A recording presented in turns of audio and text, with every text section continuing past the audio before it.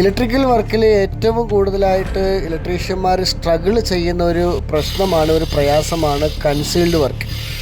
ഇഷ്ടമില്ലാത്തവർക്ക് ചെയ്യാൻ പറ്റാത്തൊരു പരിപാടിയാണ് കൺസീൽഡ് വർക്ക്.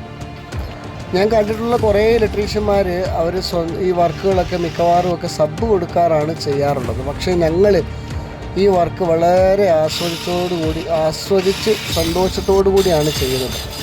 ഓരോ വർക്കും അതിൻ്റേതായ രീതിയിൽ അതിൻ്റേതായ ആ ഒരു ഇഷ്ടത്തോടു കൂടി ചെയ്യുമ്പോഴുണ്ടാകുന്ന ആ ഒരു നേട്ടമുണ്ടല്ലോ, അത് പറഞ്ഞറിയിക്കുന്നതിലും വലിപ്പമാണ് നമ്മൾ ചെയ്യുന്ന ആ ഒരു വർക്ക്. ശരിയാണ്, ഓരോ വർക്കിനും അതിൻ്റേതായ മഹത്വവും അതിൻ്റേതായ ശ്രേഷ്ഠതയുമുണ്ട്. ചെയ്യുന്ന ഓരോ ജോലിക്കും അതിൻ്റേതായ സ്ട്രഗിളുമുണ്ട്, ഇല്ല എന്ന് പറയുന്നില്ല. പക്ഷേ ഇലക്ട്രിക്കൽ വർക്കും പ്ലംബിംഗ് വർക്കും ഒക്കെ ഒരു വീടിൻ്റെ ഏറ്റവും അത്യാവശ്യമായ കാര്യങ്ങളാണല്ലോ. അതൊരിക്കലും ഒഴിച്ചുകൂടാനും പറ്റത്തില്ലല്ലോ. വെള്ളവും വെളിച്ചവും ഇല്ലാത്ത വീട് പിന്നെ എന്തിനു കൊള്ളാം? അപ്പോൾ അത് ചെയ്യുമ്പോൾ ഏറ്റവും സൂക്ഷ്മതയോടുകൂടി ഇഷ്ടത്തോടു കൂടി ചെയ്താൽ മാത്രമാണ് ആ വീട്ടിൽ താമസിക്കാൻ വരുന്നവർക്കും അതിൻ്റെ ഒരു സന്തോഷമുണ്ടാവുന്നത്. നമ്മൾ ചെയ്യുന്ന ജോലി, ആ ജോലിയെ നമ്മൾ ഏറ്റവും കൂടുതൽ സ്നേഹിക്കുക. അങ്ങനെ സ്നേഹിച്ചാൽ നമ്മുടെ ജോലി നമ്മളെ സ്നേഹിക്കും. അതിൻ്റെ ബെനിഫിറ്റ് അല്ലെങ്കിൽ അതിൻ്റെ ഗുണം നമ്മുടെ ജീവിതത്തിൽ ഉണ്ടാകുമെന്ന് വിശ്വസിക്കുക.